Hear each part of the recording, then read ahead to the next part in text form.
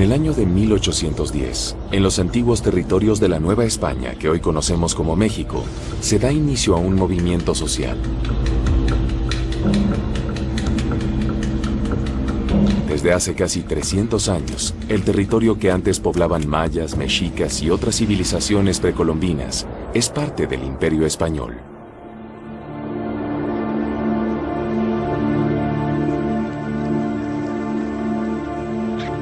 Hay una serie de crisis agrícolas a finales del 18 y principios del 19 que van a afectar a la sociedad, sobre todo a los estratos socioeconómicos más bajos, y esto yo creo que va a ser también un caldo de cultivo del descontento, ¿no?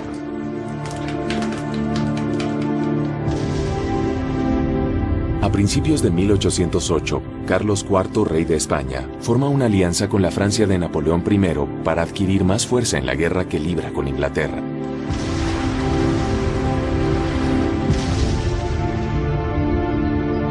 El rey exige a sus súbditos en América el envío de más fondos y recursos para financiar el conflicto.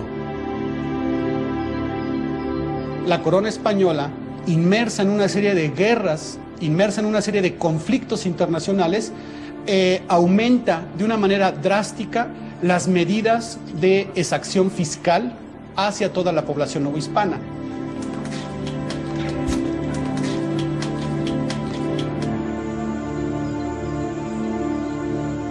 La agricultura tiene serias crisis que van teniendo impacto cada vez mayor en una sociedad que va aumentando en número. Entonces no es tan fácil darle de comer a toda la sociedad novohispana.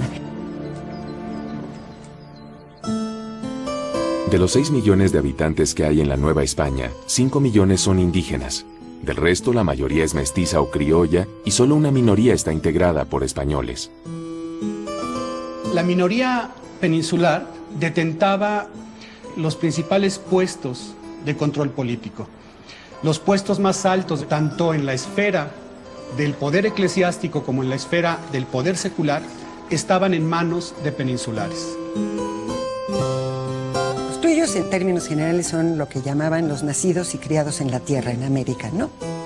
Hay gran diversidad en todos estos sectores, pero los sectores más altos, los sectores preparados, los sectores profesionistas, digamos, tienen una serie de aspiraciones de una mayor participación en la vida política de su país.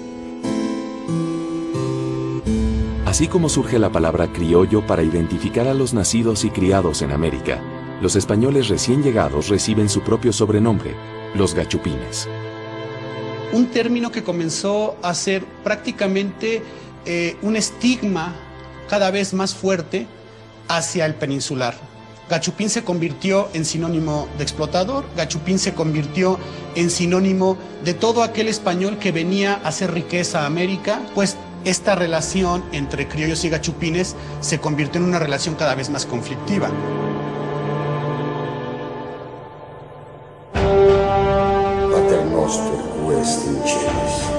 Dentro de este grupo de criollos, se encuentran 2 hombres que han pasado a la posteridad como los portavoces de los agravios de una gran parte de la población novohispana.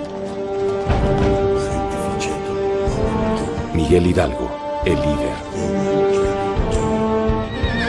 E Ignacio Allende, el estratega.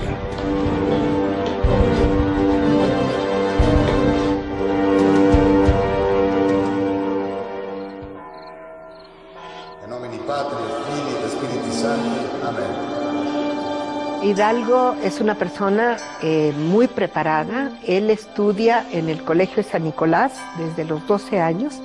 Él hablaba varios idiomas. Por supuesto, hablaba el castellano muy bien, escribe muy bien.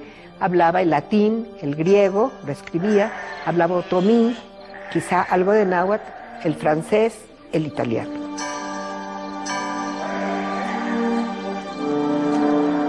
El cura Hidalgo había sido, como sabemos, cura párroco en distintos sitios del gran obispado de Michoacán.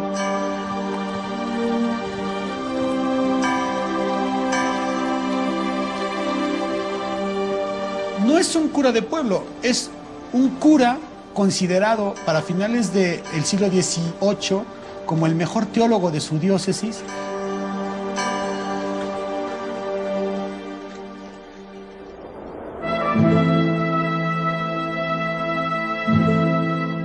Ignacio Allende era el quinto hijo de 7 hermanos.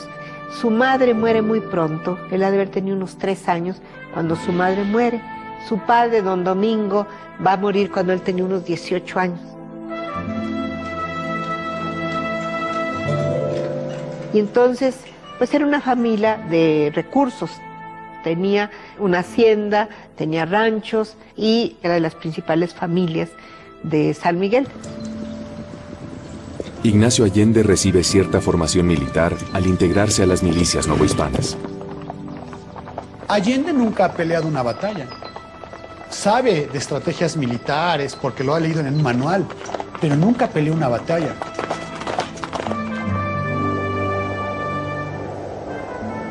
Hidalgo y Allende comparten el descontento de la mayoría de los criollos.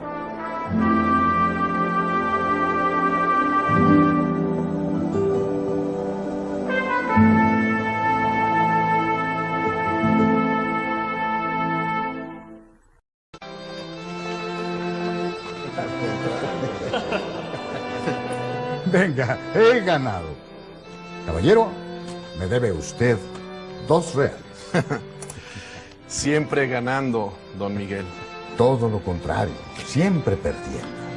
Hidalgo es un tipo muy carismático que tiene una relación con todos los niveles socioeconómicos de su parroquia. Hace tertulias en su casa, hace traducciones de obras de teatro francés, hace representaciones teatrales, hace conciertos. También es un empresario porque le da por preocuparse por la cría del gusano de seda y algunas otras cosas más. Las cosas tienen que cambiar. No llueve, la sequía, el hambre, las deudas, las pérdidas. Y estos infames gachupines. Una tertulia es un espacio de sociabilización que se vuelve muy importante en estas épocas de crisis.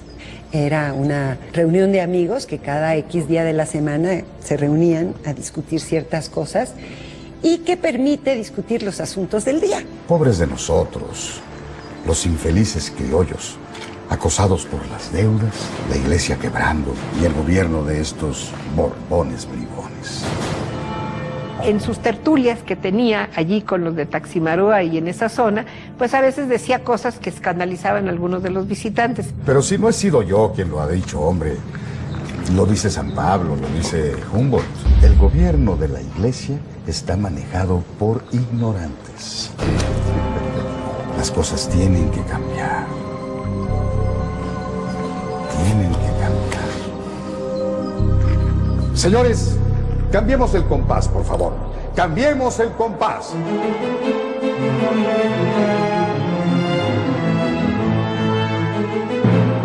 Por su condición de sacerdote, la conducta de Hidalgo despierta críticas.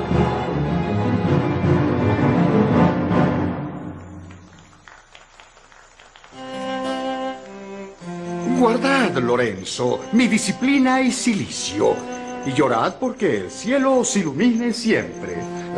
Decid si alguien me busca, que he ido a repartir limosnas entre los presos. ¡Cuánta afectación y palabrería! ¿Qué queréis? Deciros que... Dios mío, Dorina, hacedme la merced de tomar este pañuelo antes de hablarme. ¿Para qué? Para cubriros ese seno. Le gustaban muchísimo las fiestas, les gustaba el teatro, sobre todo Molière, le gustaba especialmente el Tartufo. Cosas así lesionan las almas y producen culpables pensamientos. El capitán Ignacio Allende también participa de las tertulias. Fácil sois a las tentaciones. Yo creo que él había tenido varias esposas y en la última se le había muerto. Había tenido 4, creo, hijos con distintas mujeres y era un hombre muy atractivo aparentemente, con mucho encanto personal. Solo debo decirlo, 2 cosas. La señora va a bajar a esta sala y os pide la gracia de un rato de conversación. Muy de mi grado. Había un clero también en decadencia en cuanto a sus costumbres. Tenemos casos de alto clero con hijos, tenemos casos de alto clero con mujeres amancebadas.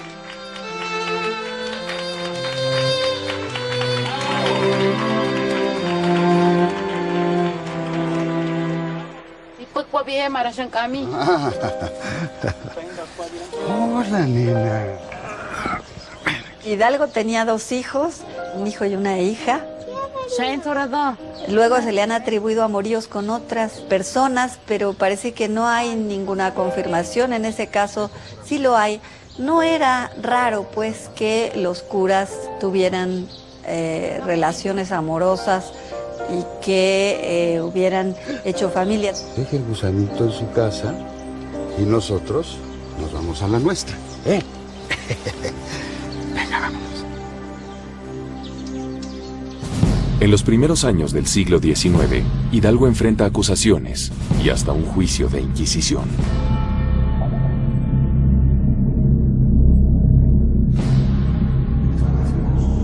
En 1800 y 1801 es acusado ante el Santo Oficio, es decir, en la Inquisición, por su modo de vivir. Las denuncias que tiene Hidalgo en su primer juicio de Inquisición tienen que ver con afirmaciones sumamente liberales, libertinas. Lo acusan de ser bastonero en un baile, otro lo va a acusar de que tenía admiración por los franceses, por algunas de sus obras. Se hablaba de que él negaba el infierno, la existencia del infierno. Se hablaba de que criticaba incluso a los apóstoles. Es que la mayoría de los procesos de la Santa Inquisición no llegaban a más. Se hacía una investigación, los amigos o los que habían denunciado, se calificaban los testigos y muchos se cerraban.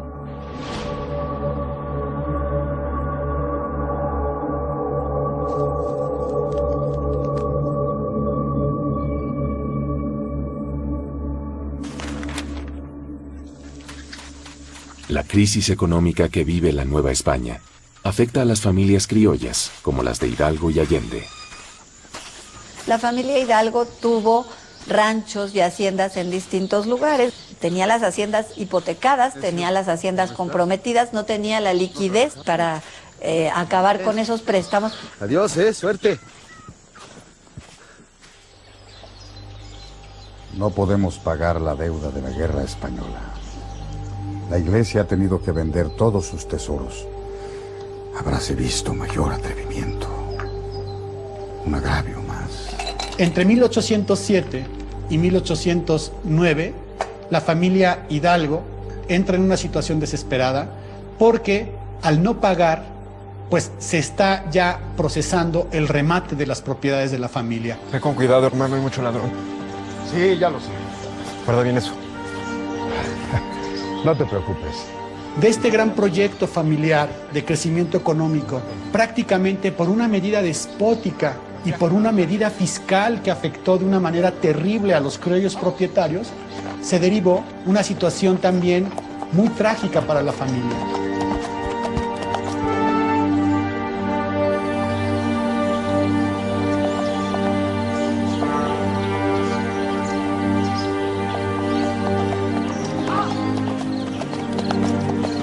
Deben 7,000 pesos, no tienen el dinero, luchan mucho, están a punto de perderla, a tal grado que en 1809 muere loco Manuel, el hermano de Hidalgo.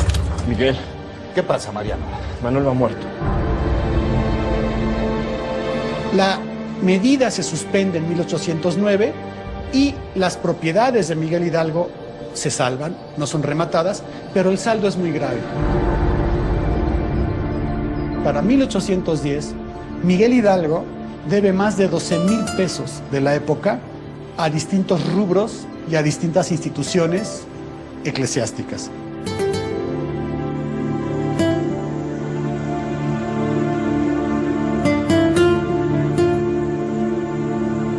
Hay en Hidalgo un gran resentimiento contra España por sacar fuera a los criollos de los altos cargos y también por llevarlos a extenuarlos económicamente mediante esto.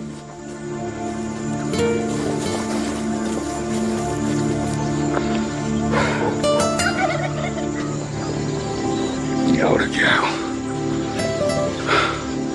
Es decir, es un golpe tan fuerte y ahí sí hieren a todos los sectores. Al más rico y al más pobre, todos les salen perjudicados.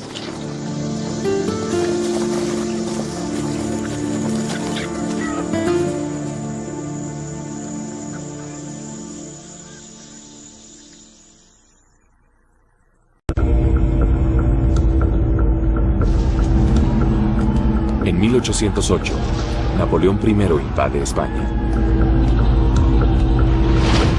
El rey Fernando VII es derrocado y la corona española es ocupada por José Bonaparte, hermano de Napoleón. Esta usurpación crea un clima de incertidumbre, nunca antes visto en los territorios americanos. Todo esto va a causar muchísimo disgusto y malestar en la población, porque por primera vez un intruso está gobernando sin ninguna base legal y además los americanos, los criollos, sienten que ha habido pues un abuso de autoridad y que no tienen gobierno legítimo.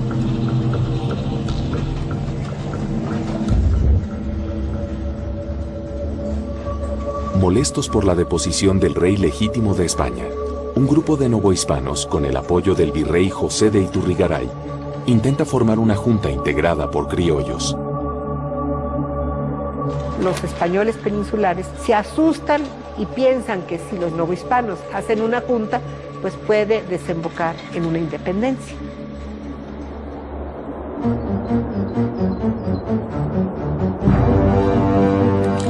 ¡Su Excelencia! La idea provoca la reacción inmediata de algunos peninsulares.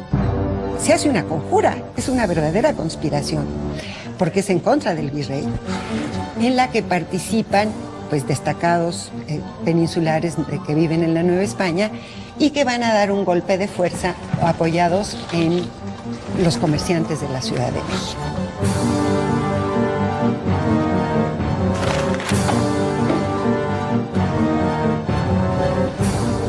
Son 300 los que dan el golpe de Estado y aprenden al virrey y a su familia y a los principales promotores del autonomismo criollo y los ponen presos.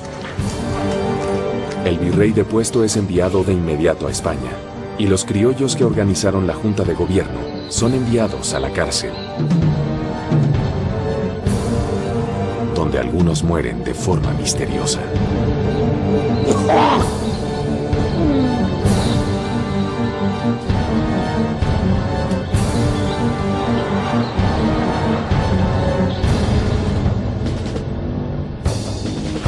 Dos años más tarde, España sigue en poder de Napoleón I. En la Nueva España, entretanto, un descontento más generalizado favorece la formación de conspiraciones en contra de la autoridad virreinal.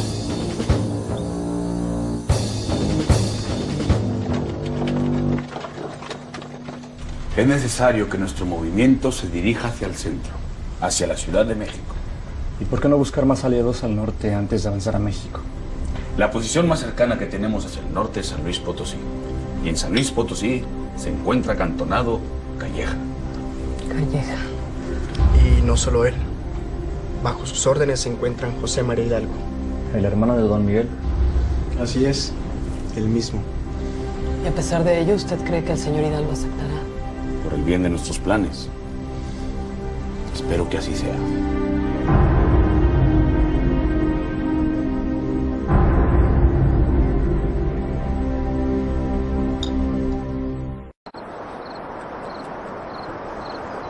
Hidalgo parece la persona ideal para encabezar un alzamiento.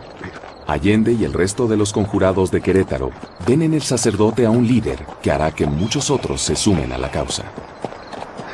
Los curas párrocos fueron individuos en general muy bien relacionados y llevaron a cabo tareas de intermediación de sus comunidades. Descanse aquí la leña, ande. Sí. Aquí está este burro. Ah, canijo, si me echo una manita, la verdad sí vengo cansado. Vente. Sí, cómo no. Cómodelo ahí. Sí. La figura sacerdotal como cabeza de un movimiento calma las dudas de un pueblo.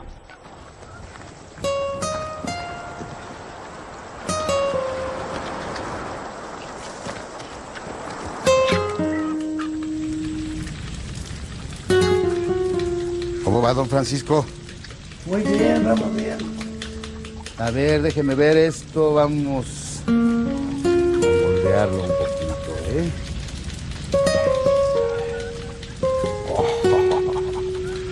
En aquella época el cura también era un maestro, no solamente de la doctrina. Generalmente enseñaba al pueblo a practicar determinados oficios.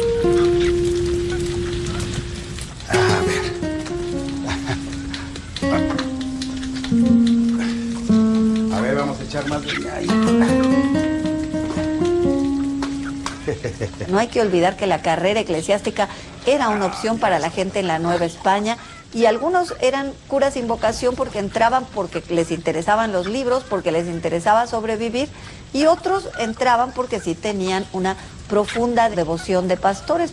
¿Qué tal, Miguel? ¿Cómo va? Ahí vamos muy bien, vamos muy bien. Bueno, ya lo veo, ¿eh?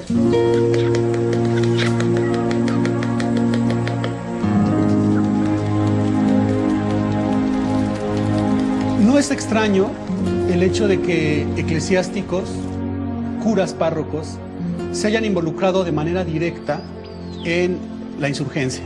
In nomine Patri et Filii et Spiritus Sancti.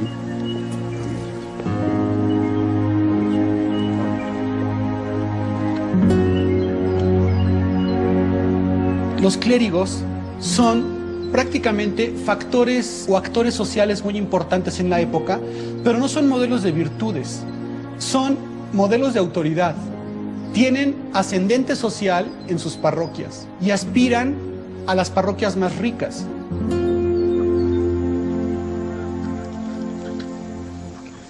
Tegi Shadi. Bako, watogi. Tegi Pejo. Dijo kwa bihe yasi shisha yotino yasi zonwe. Dijo modi he dunti, por gasto no escape poe kagie. Ah, este jamás me fui. Hidalgo reúne varias cualidades para convertirse en líder del movimiento. Habla varias lenguas indígenas, es un sacerdote con poder de convocatoria y está relacionado con las altas esferas de la sociedad.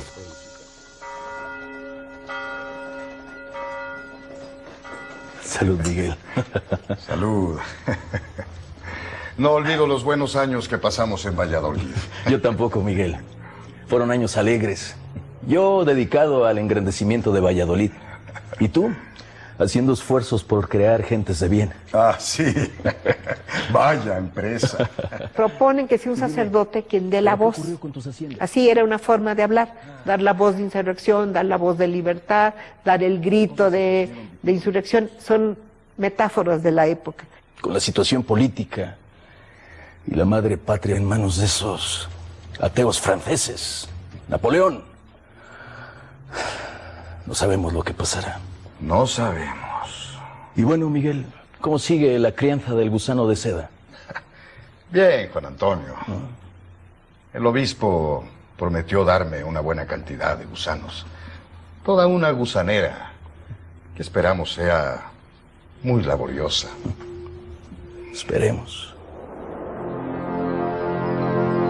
La sequía, el hambre, las deudas, las pérdidas. Hidalgo participa de algunas reuniones secretas en Querétaro. Está al tanto del plan que traman. Mejor bebamos un chocolate para levantarnos el ánimo. Muy bien. En una Nueva España, como la de la época, que era más religiosa que la propia España, la figura del sacerdote era muy importante, muy respetada, muy querida. Y sí les ayuda mucho que sea un sacerdote el que dé la voz. Está bien. Hidalgo y Allende se unen y comparten la voluntad de establecer una junta de americanos que gobierne el país en la ausencia del rey depuesto. ¿Queréis molestar algunas conciencias? Eso espero. Algunas malas conciencias. Y hay un organizador, uno que planeó la insurrección, que se llama Ignacio de Allende, y otro que es el vocero de esa insurrección. Y eso va a traer conflictos después.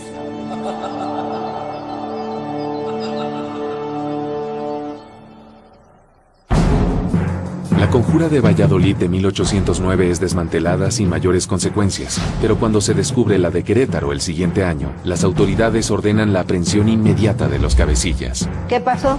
Pues un accidente, que tienen que adelantar la fecha de la insurrección porque el sábado 15 de septiembre en la mañana le llega la correspondencia y ahí viene una orden desde Guanajuato para que se aprenda a Allende, Aldama, a todos estos que estaban conspirando.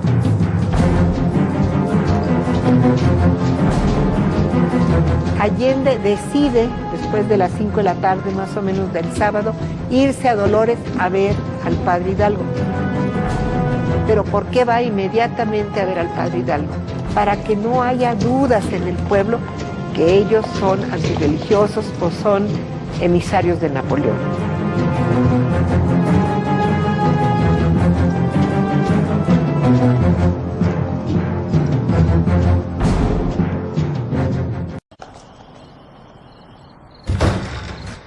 Miguel, la conjura ha sido descubierta. ¿Qué dices? Doña Josefa nos ha avisado. Todo ha sido descubierto. Vienen a por nosotros. Están muy cerca.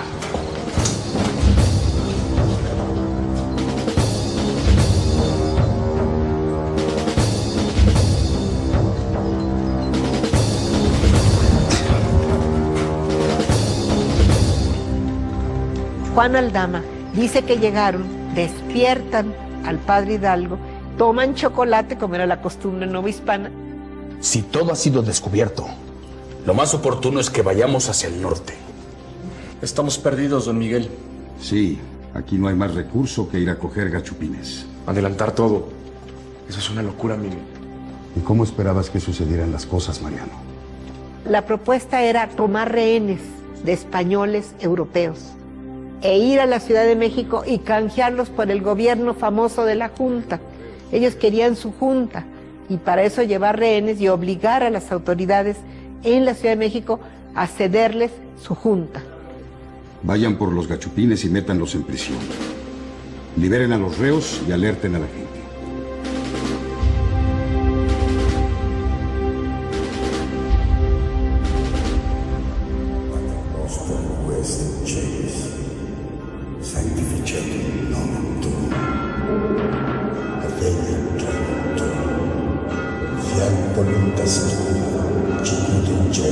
Esta insurrección pues tiene quizá la feliz circunstancia de que coincide con un domingo 16 de septiembre, cuando toda la población del curato acude a la cabecera a la misa del domingo.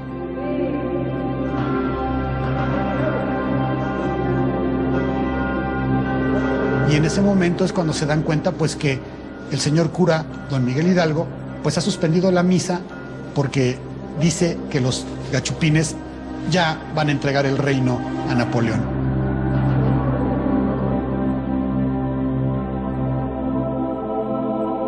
Lo que se denomina como el grito es producto de una elaboración posterior al movimiento de Hidalgo. Hidalgo jamás tocó la campana.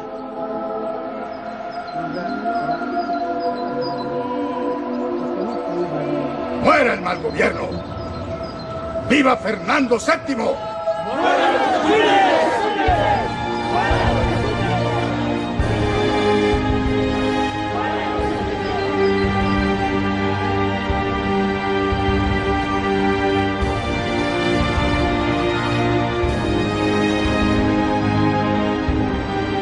Eso es parte de la historia de bronce, es parte de la historia que se va a empezar a construir al calor de México como una nación nueva que intenta buscar sus mitos fundadores.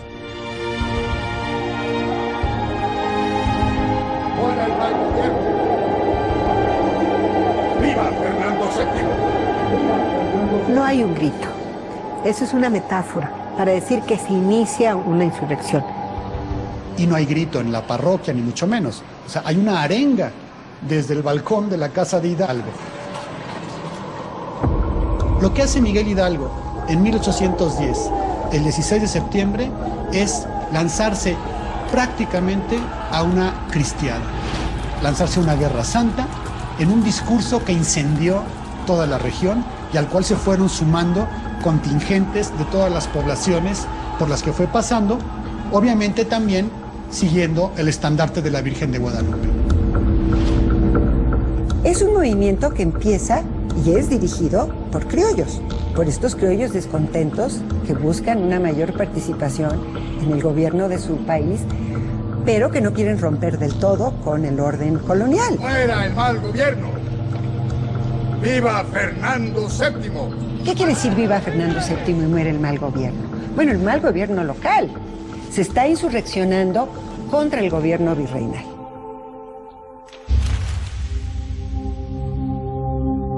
Ellos nunca se dijeron insurgentes. Ellos se decían patriotas, se decían la buena causa, se decían españoles americanos, los criollos, el criollismo que se levantó en armas, así decían. La palabra insurgente se lo pusieron los realistas. El levantamiento de Hidalgo se hace con algunas consignas. Por un lado, Hidalgo lo que dijo es, síganme, vamos a defender la patria. Y luego dijo, se acabará el tributo y se acabará la opresión. Lo que sí es muy seguro es que ningún testimonio dice con claridad que Hidalgo sonó la campana y dijo viva la independencia. Eso claramente no.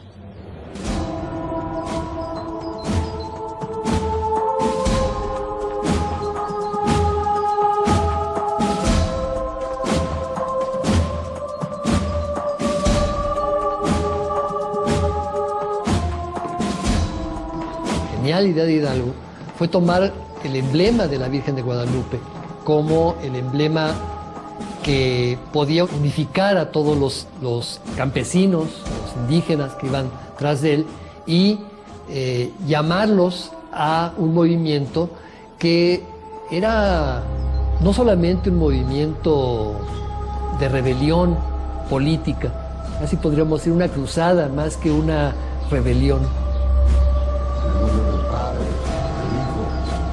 Santo.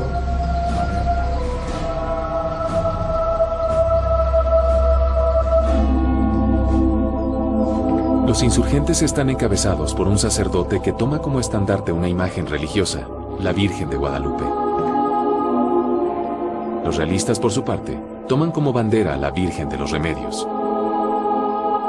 Ambos ejércitos invocan a la Virgen María en su advocación de Guadalupe y en su advocación de los Remedios, como las figuras centrales que los van a proteger en la contienda bélica. Es la misma Virgen, pero con distinta devoción, ¿no?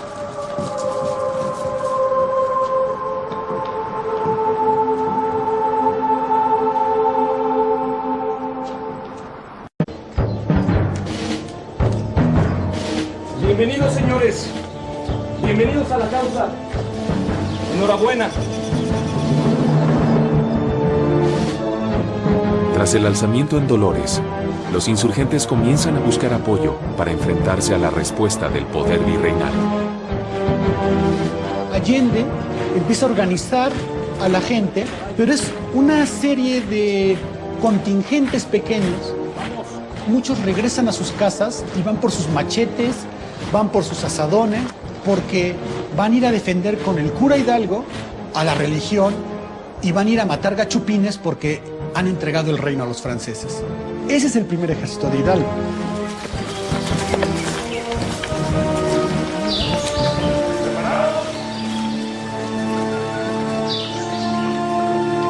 Las decisiones que se toman para el avance propiamente en la campaña militar es en un acuerdo de Allende, Aldama, Abasolo, Jiménez, todos ellos representantes de estas milicias provinciales.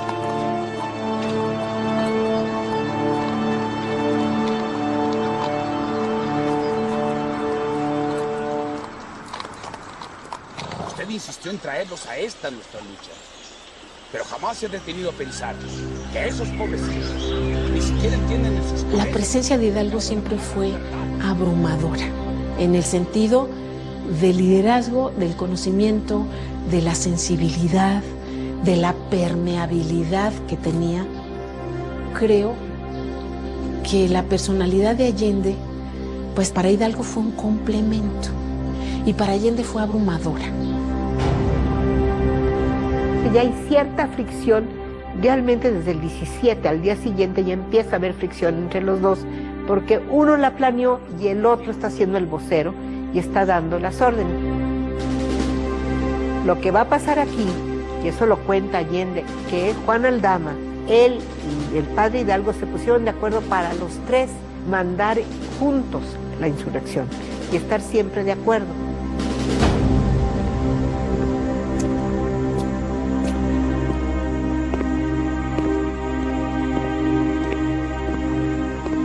Allende avisora los riesgos de no tener una estrategia bien definida, y en tanto Hidalgo sabe que al ejército no se le puede sujetar como sería un ejército regular porque no tiene esa composición.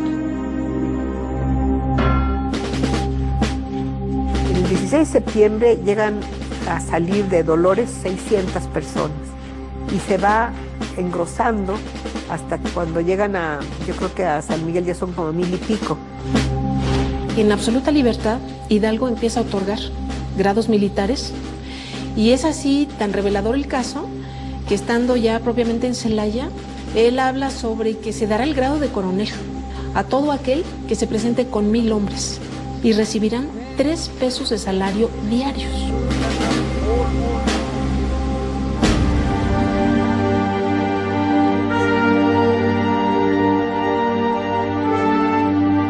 La idea muy probablemente de Hidalgo fue la de abrir las prisiones, entonces de hecho en adelante el movimiento tendrá como característica ir abriendo las prisiones. Entonces sí había muchos presos y criminales acompañando el movimiento, y un movimiento con una gran xenofobia y un gran revanchismo.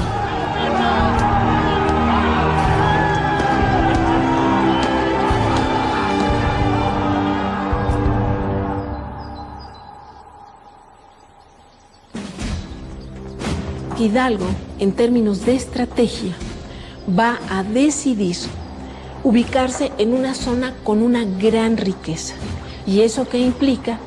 Que en cada lugar donde Hidalgo va posicionando, se va haciendo de recursos. Esos recursos son entregados vía salario, y el siguiente aliciente para que el salario se vea engrosado, pues va a ser permitir el saqueo abierto. Encabezados por Hidalgo, las huestes insurgentes, como las llaman los realistas, crecen en número rápidamente. En pocos días, son más de 20.000 hombres que avanzan rumbo a la ciudad de Guanajuato.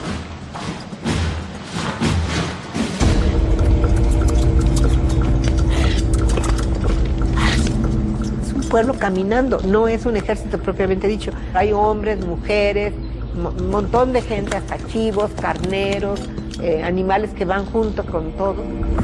Es un ejército que no suelta a sus familias, sino que las hace partícipes, y los niños son el activo que acompaña. ¿Listo? ¡Montar bayoneta! ¡Ya! Allende quiere organizar a las tropas.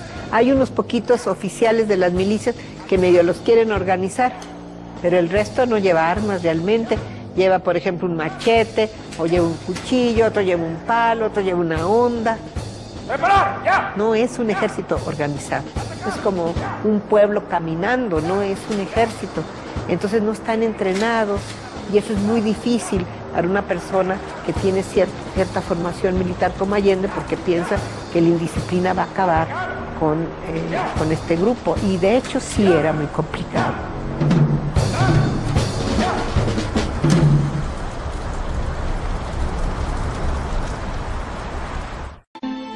Son reivindicaciones de índole muy distinta a las de los grupos de los criollos, ¿no? Son reivindicaciones que tienen mucho que ver con cuestiones del trabajo, de las condiciones de trabajo, con cuestiones de la tenencia de la tierra, por ejemplo, o uso del agua. Si uno lee las proclamas, pues están dentro de la tradición del autonomismo criollo. Cuando Hidalgo habla de crear un gobierno, de crear un congreso, abolición de la esclavitud, el acabar con los estancos, con las cuestiones económicas, ¿no?, de los monopolios y demás estatales. En realidad encontramos muy pocos esclavos en la Nueva España para finales del siglo XVIII y principios del siglo XIX. Lo que está haciendo Miguel Hidalgo a la hora de liberar a los esclavos es prácticamente meter otro factor de conflicto entre los negros y sus amos españoles. Esto es tratar de ganar más adeptos a su movimiento.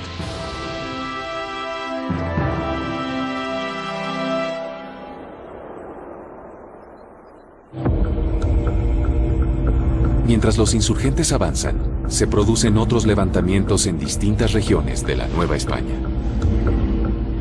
Es una insurgencia desperdigada, no controlada, no centralizada, digamos. Se hace insurgencia en Zacatecas, se hace insurgencia en Veracruz, se hace insurgencia en distintos lados.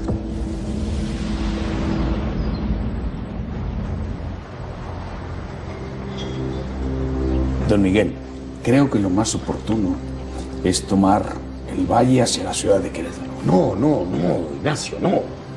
Mire usted, yo voy a ir con mi amigo Riaño. Si él nos apoya, iremos a Guanajuato.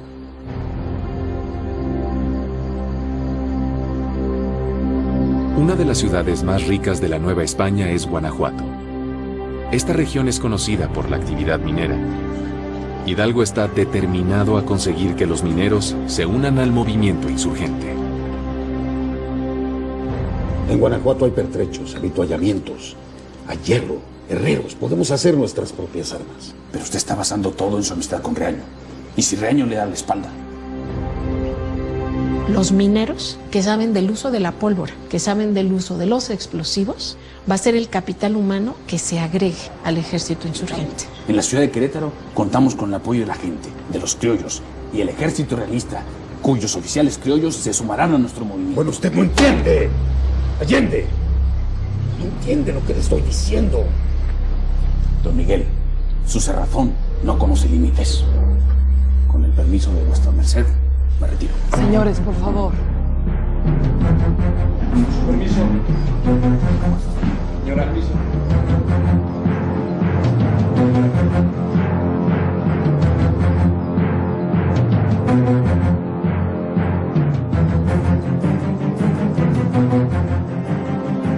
Allende cede y las fuerzas insurgentes avanzan finalmente rumbo a Guanajuato, donde gobierna el amigo de Hidalgo, el intendente Juan Antonio Riaño.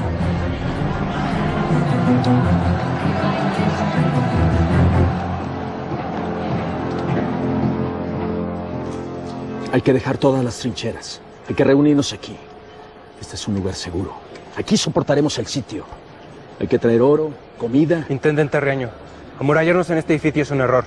Debemos enfrentarlos en las calles. Es mi deber proteger a los súbditos del rey. Solamente aquí estaremos a salvo. Hidalgo en ese momento diseña que antes que llegara una confrontación de guerra, habría que plantear la posibilidad de tomarla pacíficamente. Una nueva carta de Hidalgo.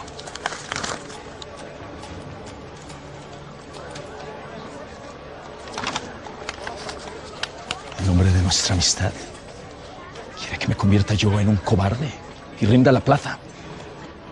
No quiero recibir ni un comunicado más. Hidalgo le escribe 2 cartas, una diciéndole que como capitán de América, capitán general de América, le dice que entregue la ciudad para que no haya derramamiento de sangre, más o menos algo así. Y otra privada donde le dice que la amistad que los une le ofrece protección para su familia, para su esposa, para sus hijos, como diciéndole, usted es mi amigo y yo no quiero que ustedes sufran ningún daño, ¿verdad? El intendente Riaño no accedió a las ofertas de Miguel Hidalgo de entregar la ciudad. A pesar de que eran amigos, pues Riaño le contesta que hasta donde él tiene entendido, aquí el único general es el virrey de la Nueva España y que no reconoce a ningún otro.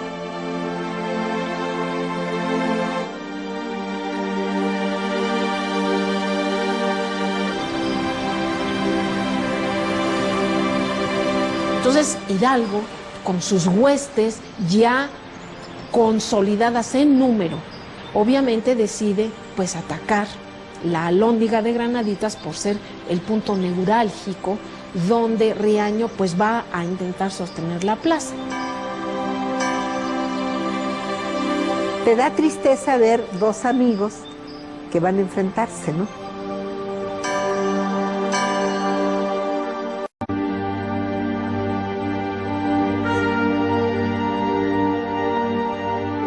El 28 de septiembre de 1810, el ejército insurgente decide atacar Guanajuato. El intendente Juan Antonio Riaño se acuartela en la Alhóndiga de Granaditas, un depósito de granos. ¿Por qué se había metido Riaño ahí con unas 300 y tantas personas? Pues porque era el único lugar donde se podían defender. Y ahí meten pues todo lo que le pertenecía al rey, diríamos caudales, papel sellado, pólvora, cosas que eran de los estancos reales. ¡Montar bayoneta! ¡Presentar el arma! ¿Listo?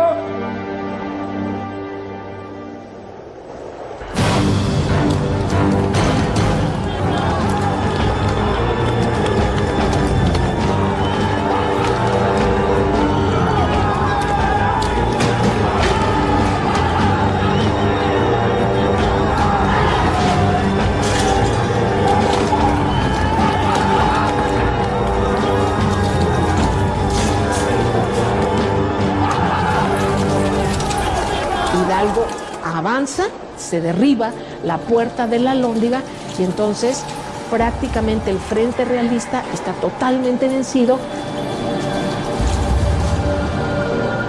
Los insurgentes entran, además con lo que da la fuerza social que hasta ese momento se ha sentido prácticamente rezagada de todas las prebendas que se han generado en estos años de la colonia, y entonces con esa furia de resentimiento, con esa furia social, hacen una toma de la Alhóndiga de Granaditas brutal.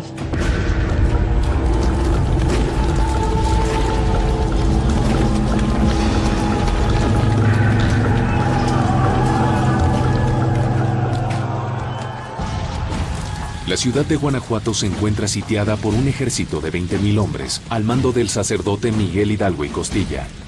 Una de las fuentes que ayuda a reconstruir la historiografía de estos eventos es el periodista Carlos María de Bustamante. Carlos María de Bustamante es periodista, se refugia con los insurgentes y forma parte de la insurgencia.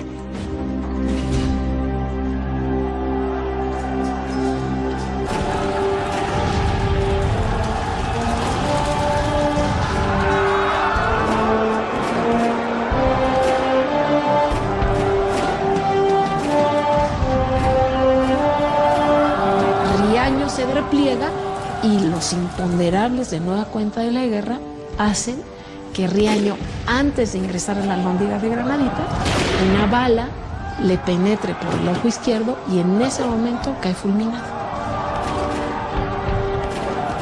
Y entran y sacan a la gente que se había refugiado y a muchos los sacrifican, casi a todos a cuchilladas, ¿no? Entonces es una masacre muy fea. No es nada heroico. Cuando los ejércitos de Hidalgo logran quemar la puerta de la Alhóndiga y entran a la Alhóndiga, hubo vía libre para matar mujeres, niños, e Hidalgo, Miguel Hidalgo, pues no puede hacer nada.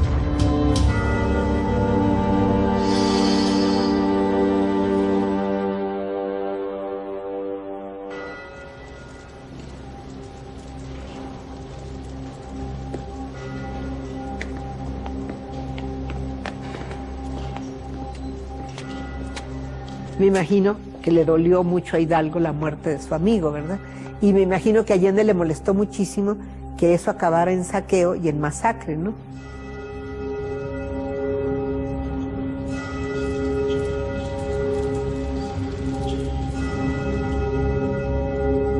Pues de una violencia muy fuerte, porque además es el espacio más emblemático de la riqueza minera y del poder económico, entonces no cabe duda que pues es una lucha de fuerte tinte social y de fuerte xenofobia, la de la Alhóndiga.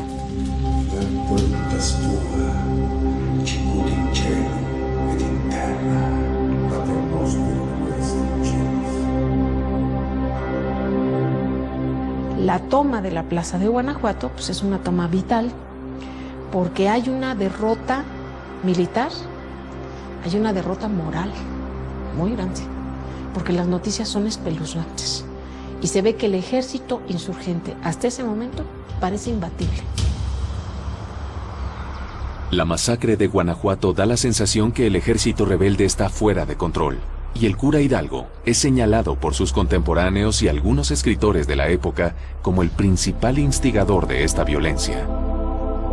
Hidalgo permite el saqueo de la ciudad, es una toma muy violenta que va a marcar al movimiento como violento y le va a quitar la posibilidad de ayuda de ciertos sectores de la sociedad novohispana.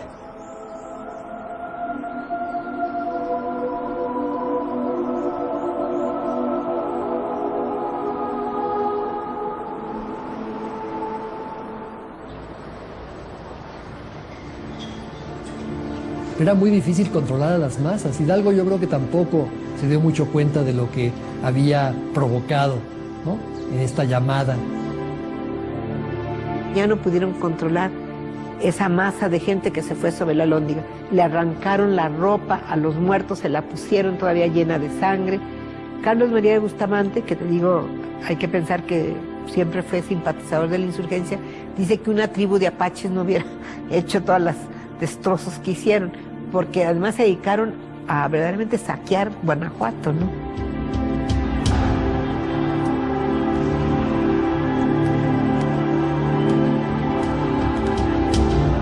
Allende queda azorado de que esa fuerza social nadie la va a poder detener, nadie. Y entonces, ¿qué es lo que sucede? Que obviamente por horas y horas hay un saqueo permanente.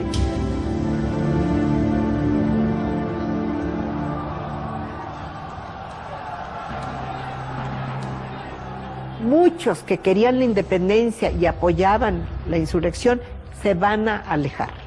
Ya no van a querer esos medios. No quieren matanzas, no quieren esos excesos de violencia. E Hidalgo insiste que si no les permiten eso a la masa de gente, pues los van a abandonar.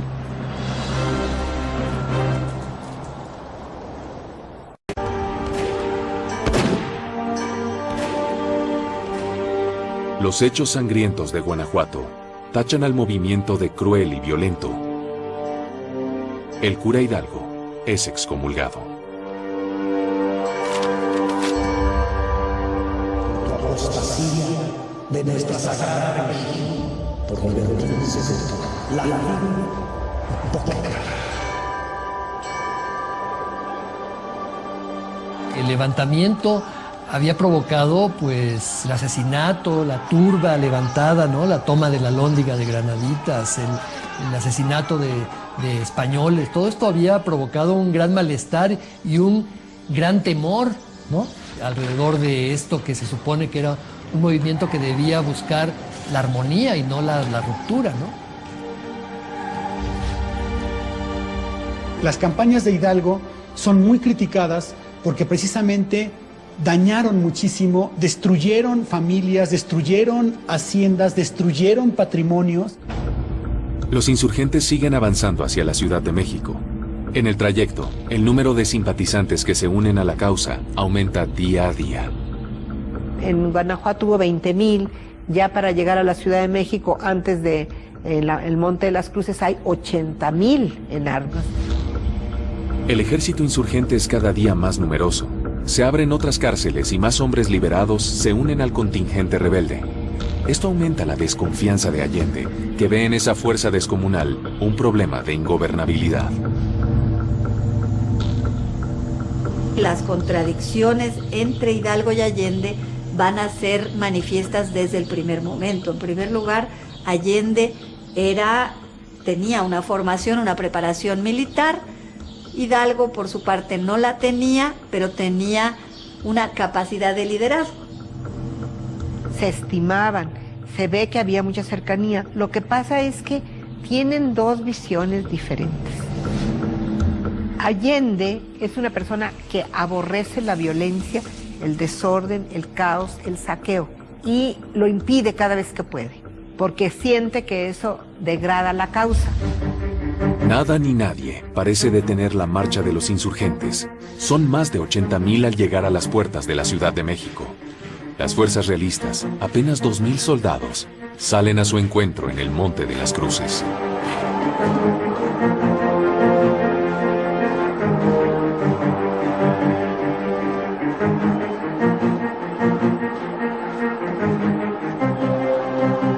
La batalla de las Cruces se da a fines de octubre de 1810. Es un fuerte encontronazo entre dos ejércitos muy improvisados, el ejército realista que está tratando de impedir el acceso de este contingente rebelde a la Ciudad de México, contra un enemigo muy, muy nutrido, que prácticamente no tenía nada que perder.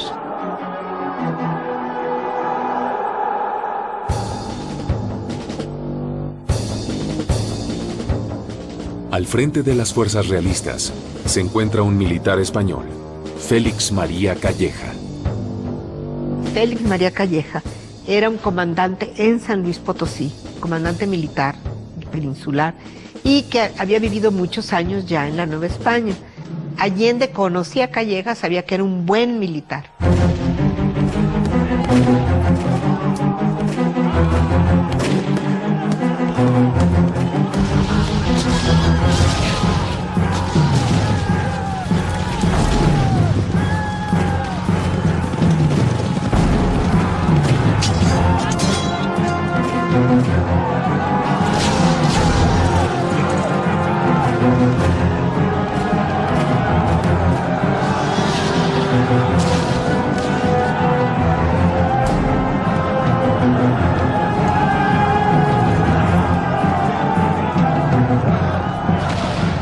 El factor determinante para el éxito es el valor de ese ejército insurgente, que no obstante las descargas de un ejército más formal como es el de Trujillo, logra vencer la resistencia realista y dejarlo con 50 hombres.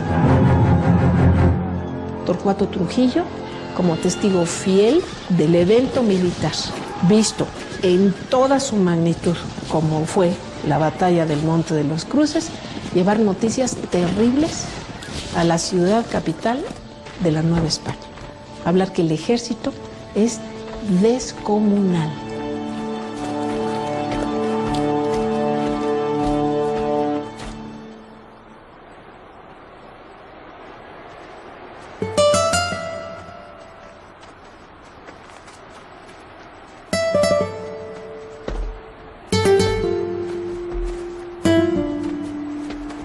Están espantadísimos en la Ciudad de México, ya se imaginan así los 80,000 sobre la ciudad saqueando, están temblando.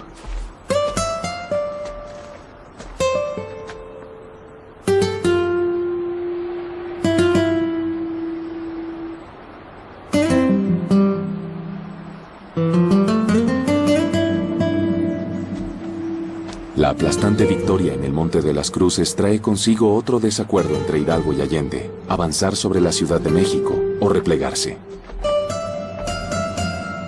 En realidad, ellos, antes de tomar una acción de esa naturaleza, enviaban emisarios para ver los contactos con sus amistades y ver qué tanta seguridad tenían antes de entrar a eso. Hay quien dice, bueno, es que Hidalgo vio que aquello iba a ser una carnicería tremenda. A lo mejor, tampoco nos consta.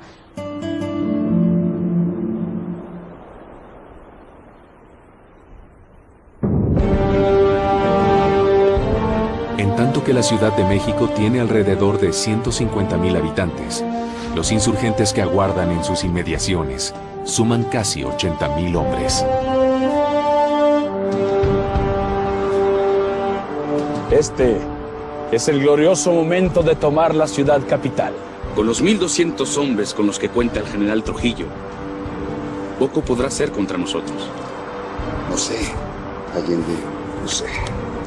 Calleja está observando con mucha claridad las posibilidades que habría de que el ejército insurgente tome la capital novohispana en un ejercicio de fuerza muy importante, porque para ese momento el ejército de Hidalgo ya tiene una base integradora de 80,000 gentes.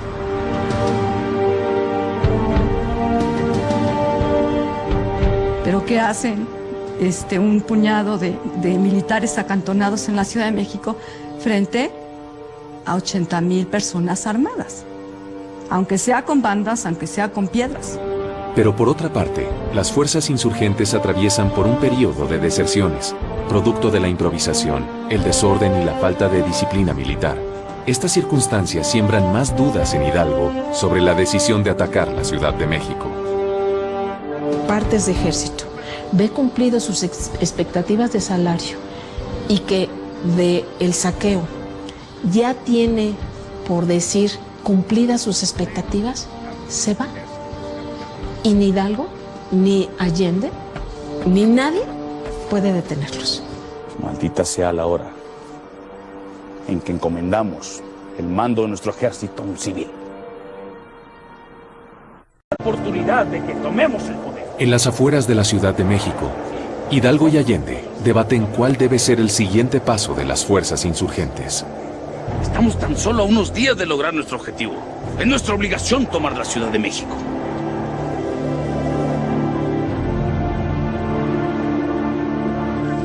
Es el momento de atacar Ciudad Capital. Con los 1,200 hombres de que dispone el general Trujillo, difícilmente nos podrán hacer frente. En México hay más de 1,200 soldados, Allende. Es nuestra gran oportunidad. Si le damos tiempo, se pueden reorganizar. Así es. Además, estamos tan solo a unos cuantos días de lograr nuestro objetivo. Primero hay que lograr la libertad de los esclavos y de las castas. Hay que devolverle la tierra a los indios. Pues era un error no tomar la ciudad. Si ha tomado la Ciudad de México, quizá la guerra se termine ahí. Y al retirarse, cuando acababan de ganar en Monte de las Cruces, pues es el principio del fin, ¿verdad? Entonces, desde el punto de vista militar, hay diferencias. Además, finalmente, es la oportunidad que tenemos para tomar el poder. ¿Tenemos? ¿Quiénes? Nosotros. Es hora de que los criollos tomemos las riendas de esta tierra. Esos indios ni siquiera entienden en sus cabezas lo que significa la palabra libertad. Hidalgo después explica que se retira porque habían perdido mucho parque y pues no tenían suficiente y porque había habido muchas deserciones y tenían que volver a conseguir más municiones. Que viven aletargados por el pueblo. No existe ningún elemento para poder saber qué fue lo que inclinó la decisión de Hidalgo de retirarse. Se habla de que fue amenazada parte de su familia en caso de que tomara la ciudad. Se habla de muchas cosas. Usted aspira al poder solo por el placer de tenerlo, junto con los militares y sus criollos, sin entender que este es la representación de la voluntad de un pueblo. Mis instrucciones son guiar nuestras tropas hacia Valladolid.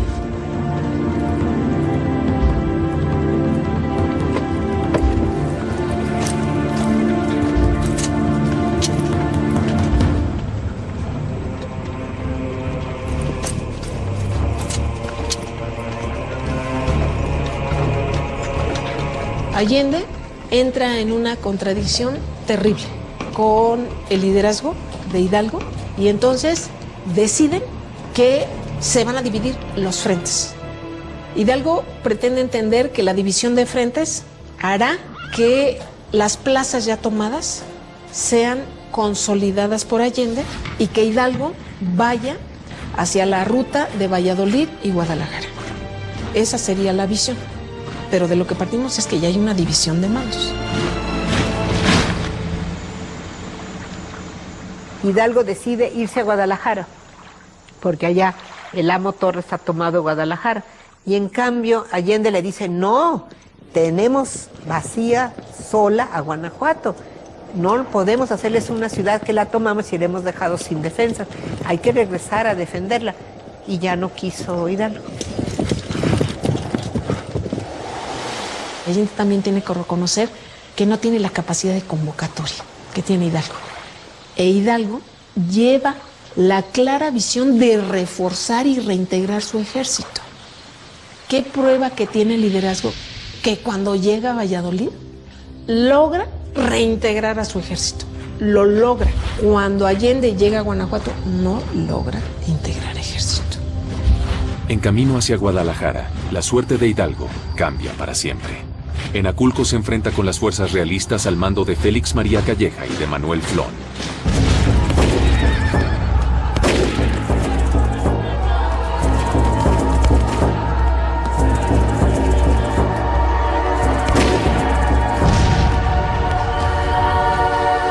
En Aculco van a ser vencidos de una manera tremenda por Calleja y por Flón. Muchos apresados, entre ellos muchos sacerdotes que iban con las tropas y los mandan presos a Querétaro. Y ahí también ya empieza, diríamos, el inicio de una serie de derrotas, ¿no?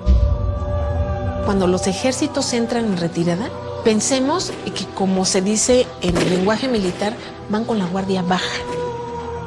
en Aculco están a la defensiva. Y al estar a la defensiva, eso hace que el ejército esté totalmente debilitado y el éxito de las fuerzas realistas pues sea prácticamente contundente.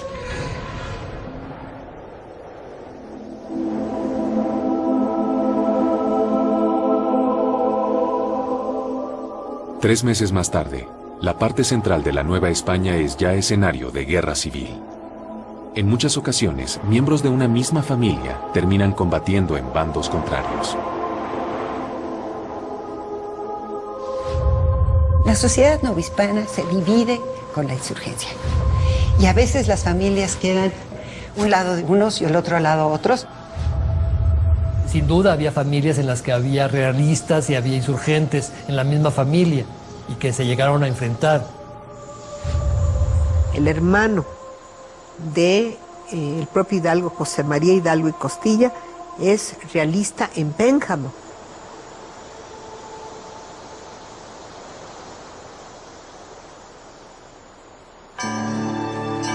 La insurgencia enfrenta su momento de mayor debilidad.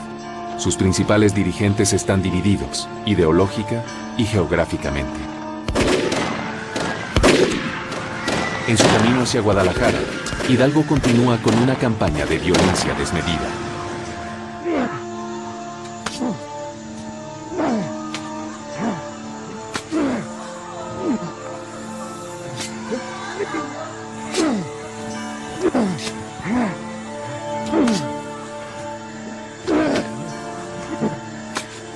Unos 80 presos fueron asesinados por orden de Hidalgo antes de salir de Valladolid.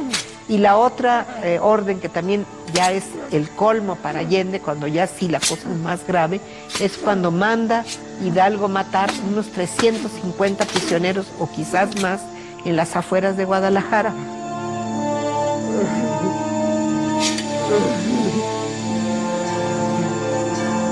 Las familias de estos prisioneros, que eran inocentes, no es que hubieran hecho algo, van a ver a Allende y le dicen que detenga eso. Y Allende ya está desesperado, va a ver a los miembros del Cabildo de la Catedral de Guadalajara y les pide permiso para envenenar a Hidalgo.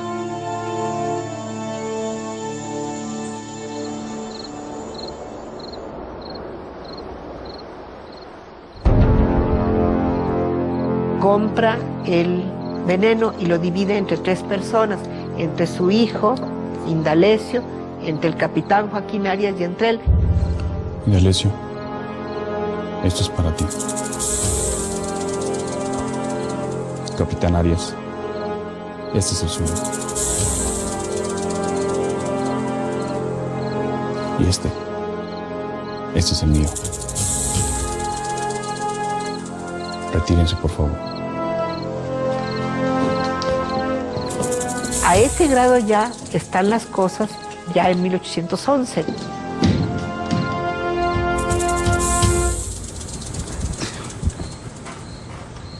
El intento de envenenamiento nunca llega a concretarse y las diferencias entre Hidalgo y Allende se agudizan.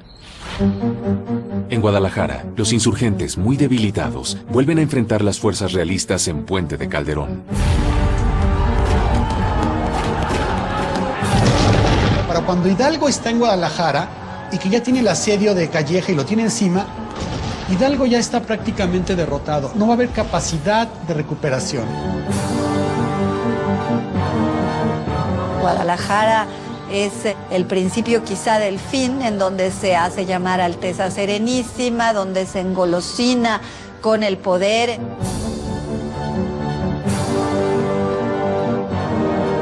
Nombra una serie de gente de no valía, tanto en términos militares como a su propio hermano más chico también le da ciertos lugares, se rodea de gente que lo complace y digamos es ahí el momento más triste de Hidalgo y tras esto, bueno, viene la debacle de la derrota de Puente Calderón.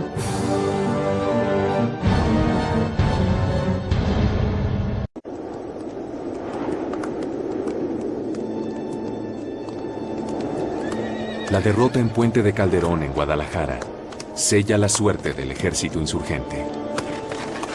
Hidalgo y Allende, acompañados por sus hombres más fieles, huyen en desbandada. Después de Puente Calderón, los insurgentes deciden escapar al norte. ¿A dónde van? Van a San Antonio, en Texas. Recuerden que Texas era parte de Coahuila, no era Estados Unidos. En Texas había habido una insurrección en 1810. Ellos creían que los insurgentes de Texas, de San Antonio, estaban dominando la villa de San Antonio. No era cierto. Los realistas ya tenían el mando otra vez en San Antonio. ¿Qué pasa? Un exinsurgente que los ha traicionado y ellos no saben, que es el capitán Ignacio Elizondo, se pone de acuerdo con las autoridades realistas de Monclova, y empiezan a pasar estos coches y caballos y los realistas a detenerlos. A mi señal, ¿dónde está mi mano?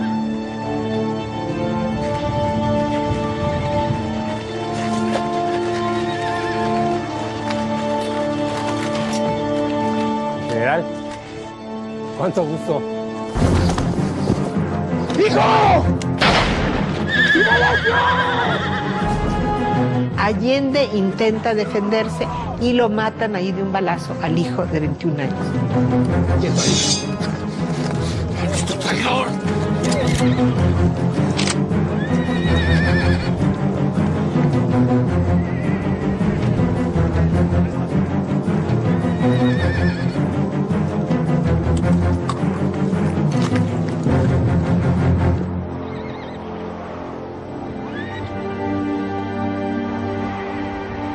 Horas más tarde, Hidalgo y su caravana también caen en la trampa.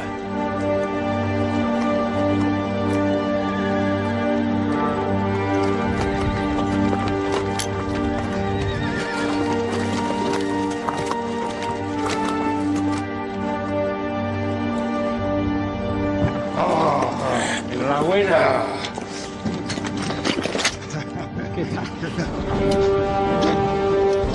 haciendo? ¡Llévenselo! ¡Llévenselo! ¡Rápido, traigan los caballos! ¡Fuerte rencor! ¡Ustedes!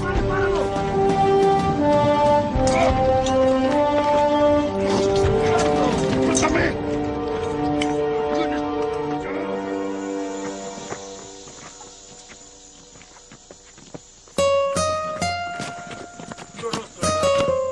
Total que se los llevan a todos estos más de 800 a Monclova. Ahí les hacen juicio, a algunos los fusilan, a otros los mandan a prisión, ya sea al Caribe, o a las Islas Marianas, o a Filipinas, o a Ceuta, es decir, los reparten. Así es como acaban muchos insurgentes.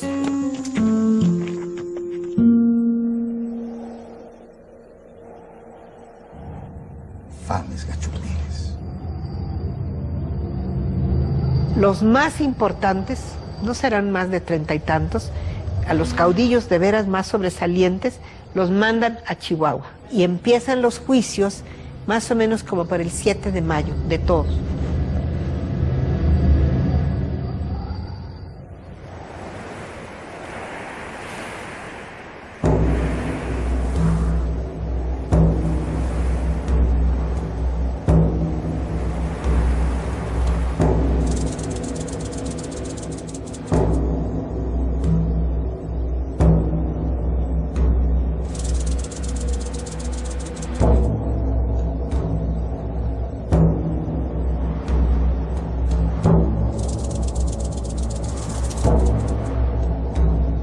¡Peloton! ¡Preparen! ¡Apunten! ¡Fuego!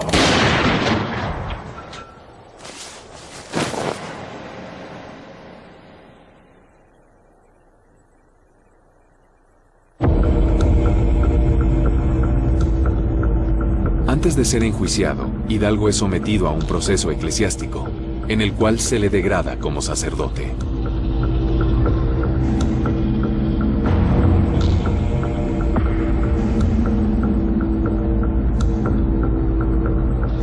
Su amigo, Manuel Abad y Queipo, lo excomulga basado en derecho canónico, porque en un sacerdote no se puede levantar en armas, ni tomar presos, ni lastimar a un religioso o a un sacerdote, no pueden, está prohibido.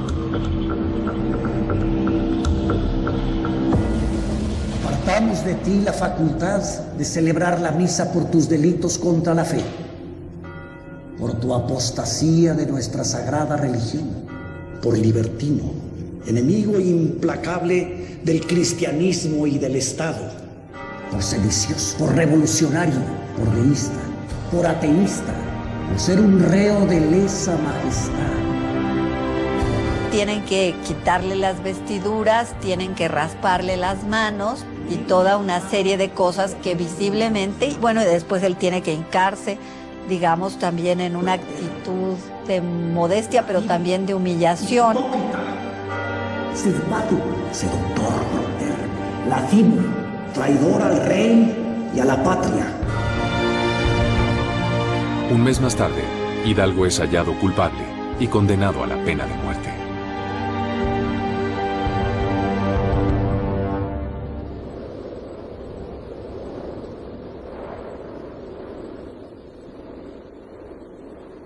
¡Pelotón! ¡Preparen!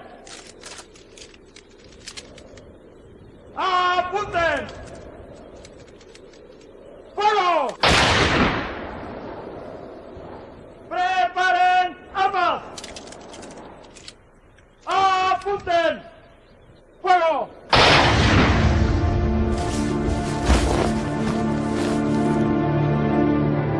Hidalgo, pues, en sus caracteres de líder, él asume que la responsabilidad total es la de él, de todas las acciones que se hayan realizado, los desaciertos, los conciertos, todo lo que se haya realizado es responsabilidad de él. Cuando le hacen la pregunta en su juicio de que por qué no les hizo juicio a los peninsulares para ver si eran culpables y entonces ejecutarlos, contesta, porque no lo eran. Reconoce que dio cauce a una violencia desatada.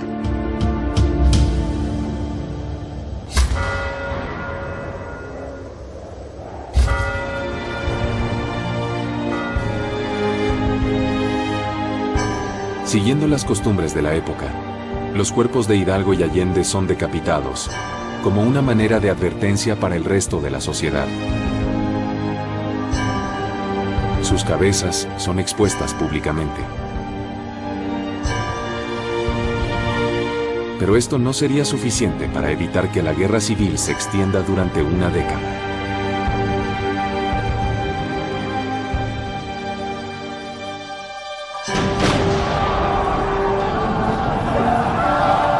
Es una guerra civil que dura demasiado, 11 años.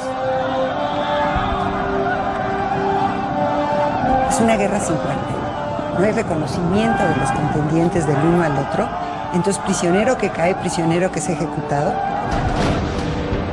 De los 6 millones que seríamos en la Nueva España entonces, murieron cerca de 1 millón. No por las balas, pero de hambre y de epidemias y por la guerra misma, falta de abasto, ¿verdad? Esa es la tragedia de una guerra, ¿no?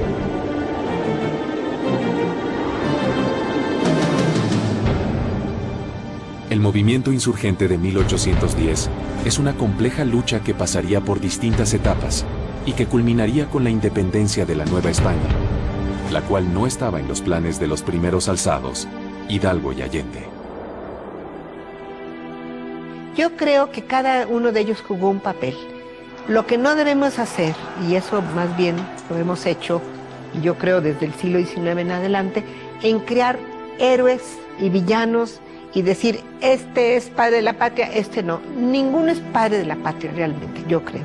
Son personajes que dieron su vida por lo que creían y por tanto son merecedores, pues, de nuestro recuerdo, de nuestro respeto, porque sí murieron por su causa.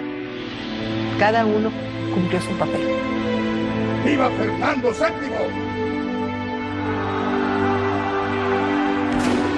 Hidalgo lo que hizo fue darle un golpe mortal a la monarquía en la América septentrional. O sea, de ese golpe la monarquía ya no se iba a recuperar. De ese golpe el virreinato ya no se iba a recuperar. Claro, Hidalgo estaba muy lejos de saber que las acciones que había comenzado con la insurgencia desembocarían en la creación de un país que ahora se llama México. No tenía idea que eso iba a pasar.